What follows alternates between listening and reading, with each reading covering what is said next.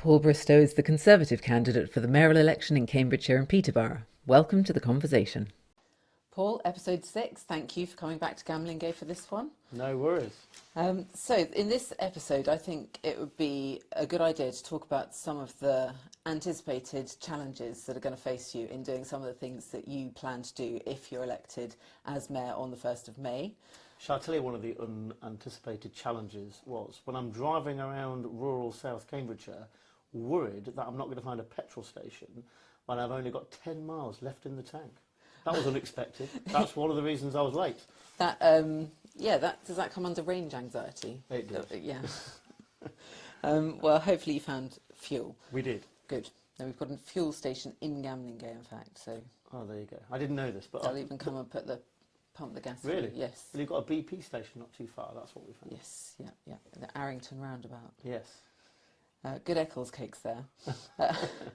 Now then, there are a couple of things that we've mentioned. I think the thing that I want to start with is free parking, because we haven't mentioned that, I don't think, in a previous episode, but it is one of your campaign points. Sure. That you're going to be introducing free parking. And just for context, there are areas in Cambridgeshire that already have free parking. That's right.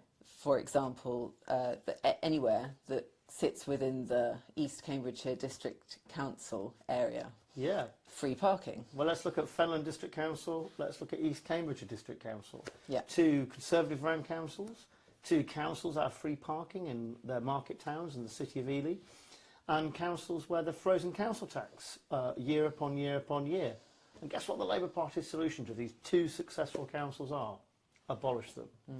Well, look, you know, they've pointed the way. Ely, in particular, has pointed the way. It's a really bustling, successful place where they've got free parking. Just outside Cambridgeshire's Stamford, again, a place with free parking, and they're bustling. Whereas Peterborough and St Neots Town Centre, that's the other place I've talked about free parking, they're both struggling. And their town centres and the city centre of Peterborough is not what it was. So what do we need to do to bring people back into those centres? Well, one of the things that I always get back, the feedback I get, is the cost of parking. We want more footfall, we want more people there. And people say, look, well, we need the businesses, we need the shops, we need the retail offer, we need the entertainment offer to go back into our city centre, Peterborough City Centre and St Neots Town Centre. Well, it's chicken and egg, isn't it? Once you don't have the people there because of parking, because they're put off by parking, shops begin to close, retail offers begin to decline, but we can put a stop to that. And that's what I want to do in Peterborough and St Neots. Yeah, I think it's quite a bold thing, because I think, you know, I'm perhaps a bit too libertarian on the matter and think, oh, if people don't want to go, then just don't worry about it. So it's really nice that you're actually trying to support the lifeblood of those town centres.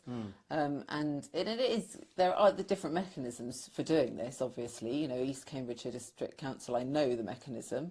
They don't need to charge it. They've got a great surplus. They don't charge, they manage the income that they get from council tax so well that they don't need to take more tax pounds from people, and they can afford to, you know, have things like free parking and frozen council tax. It's going to be slightly different in the mayoral context, but there are ways to do it, because there's funding that's given to various shops and businesses to help them survive, and that maybe is the wrong way round, don't you think?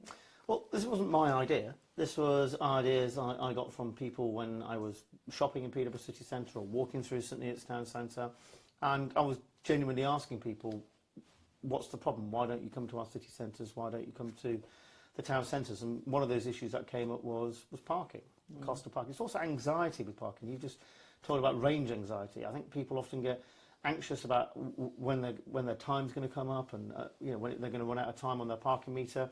That stops them stopping for a coffee or a drink or a meal. You know, they're rushing back immediately after conducting their business, maybe going to the bank or something, because they're worried about their parking. Now look, I know money's tight. I know certainly in Peterborough City Council money's tight. I know, for example, in St Neots they get, I think, almost £900,000 a year revenue out of car parking charges in St Neots. Now look, you know, what's going to happen to that revenue? How are they going to replace it? What I propose to do is not new, because I've seen it happen in Tees Valley, where they've supported Gisborough and Redcar, which are 2 towns in the Tees Valley, with free parking. I want to do the same. Maybe we can do some sort of scheme. Maybe it's for a limited period of hours. But let's see how it works. Let's see if we can drive that footfall back into Peterborough, back into St Neots. Because they've already done it at Queensgate, where they've got free parking on Sundays. And apparently that's increased footfall in Queensgate and Peterborough by 22%. This works, Harriet.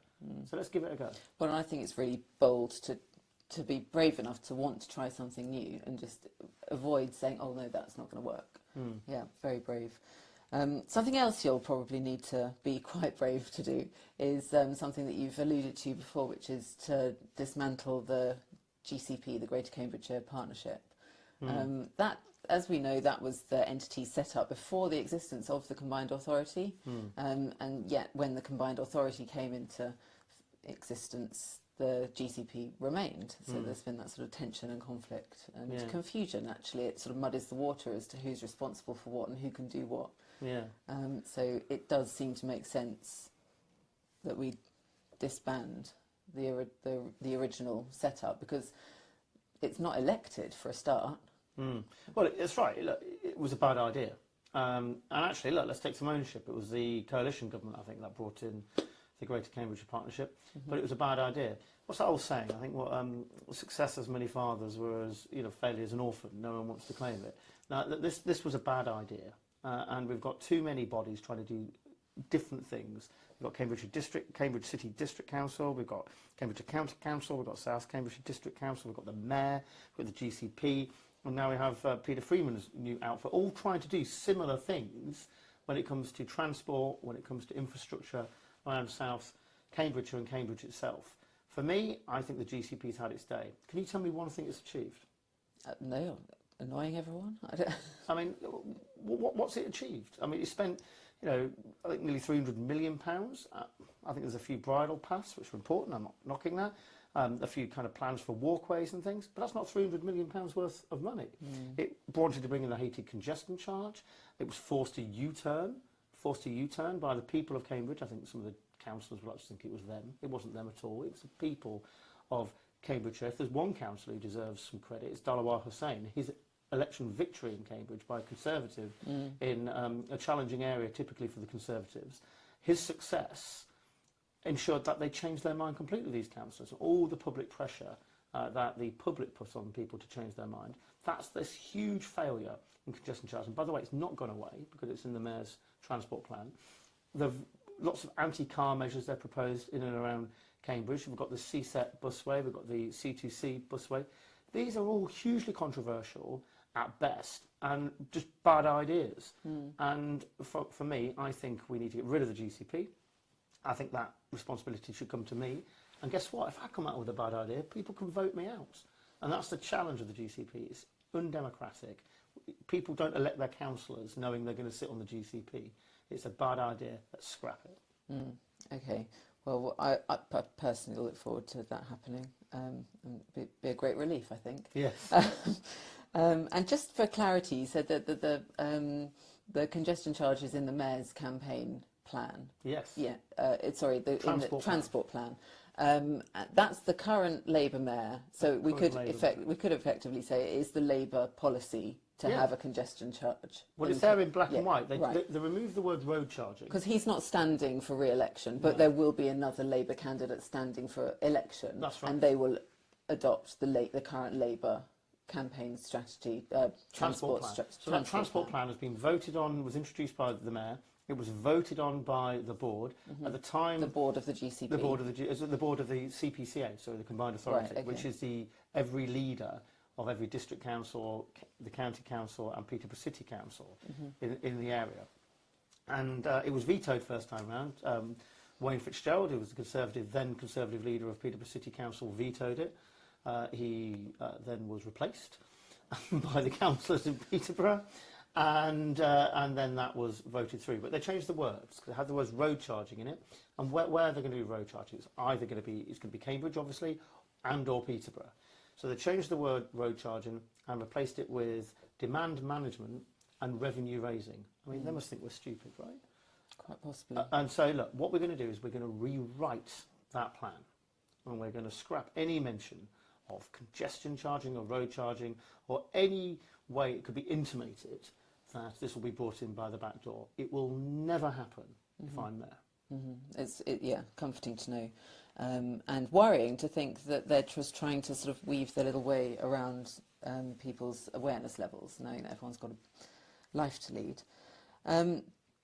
So the other thing that I just want to touch on, we might not be able to go into much length, but let's try. Light railway. There are going to be practical, political and financial challenges that you come up against for this one, and it would just be quite interesting to hear a little bit about how you plan to address those challenges, at least initially. Sure. Well, look, money is going to be a huge issue. Of course, we've got to raise the money, but we've got to make the case to government. It's quite interesting, actually. I've just met with East-West Rail. I've just met with those opposing East-West Rail coming through the South Cambridgeshire countryside, and they have quoted the figure that that leg of East-West Rail, Camborne to Cambridge, is going to cost £8 billion. That's a good start for light rail, isn't it? But anyway, I digress. The point, how are we going to do this? My big job will be to build a consensus, because at the moment there is no consensus around those bodies that I've intimated, you know, South Cambridge District Council, Cambridge City Council, the GCP, County Council, etc., on the way forward for a mass transportation system in the South Cambridgeshire. The Mayor seems to think the buses are the answer. Buses are part of the answer, but it's certainly not the solution. The other challenge is politics, because you've got Conservative politicians, Labour politicians, Liberal politicians, all pursuing different things. The way I see my job is, let's own the future together. So the first thing I want to do is go and see the leader of Cambridge City Council, go and see the leader of South Cambridgeshire District Council, and say, look, it's as much in your interest to get behind this light rail project. It's as much your vision as it is mine to try and build this across Cambridgeshire. Let's own the future together. And if I can build that consensus amongst the elected councillors in Cambridge and South Cambridgeshire District Council, I think that will be a huge step forward in order to make sure this is a reality. We have to lobby together, united. Yeah, it's really important to hear that, I think, because, you know, people have perhaps got a bit jaded when it comes to partisan politics and the conflicts that come between. But it's nice to hear that that's your attitude, that's your baseline. We're going to work together. Yeah, because look, and it'll be a Conservative mayor, it will be a Labour leader of Cambridge City Council, and it will be a Liberal Democrat leader of South Cambridgeshire District Council. They'll only have a year or two left, of course, because we're going to have unitary authorities, or big brand new unitary authority across the south of Cambridgeshire. That's definitely happening, is it? I would imagine so. No one knows for sure, but they're looking at around a population, I think, of about 500,000 for a new unitary authority. That only makes sense if South Cambridgeshire and Cambridge City Council are combined and we have some sort of unitary authority, whether that's Cambridgeshire as a whole or one stretching across South Cambridgeshire. So the current leaders have only got, and current councillors don't have long left. But let's get together and let's try and put forward that vision, and we can lobby for our county as a whole. It would be very nice, because I think that sometimes gets forgotten in people's little blinkered vision of what they're doing in their particular remit. Sometimes it certainly strikes me that that's what happens, and yeah, losing sight of that bigger picture. So if you can actually put that overarching strategic transport plan to them, maybe they will go for it. Well, if they've got the interests of their residents in mind, at least, and the environment. You know, I mean, I'll be sporting to them, because look, you know, they are significant figures in their own right. They're the leaders of their respective councils. They didn't go into politics for personal gain. I'm sure they went into it in order to deliver for local people. And we have got a problem, and that's we need a transportation system across the south of our county. I think light rail is the most effective solution. It can transform our area and transform lives and transform people's life chances. Let's go and lobby for this together. We can do it. It's very good to hear. Very exciting. Let's hope you win. Fingers crossed. 1st of May. Thanks a lot, Paul. Thanks, we'll Aaron. catch up again soon. Cheers. You can visit www.paulbristow.org.uk to get in touch, to stay in touch, and to help Paul to get Cambridgeshire moving.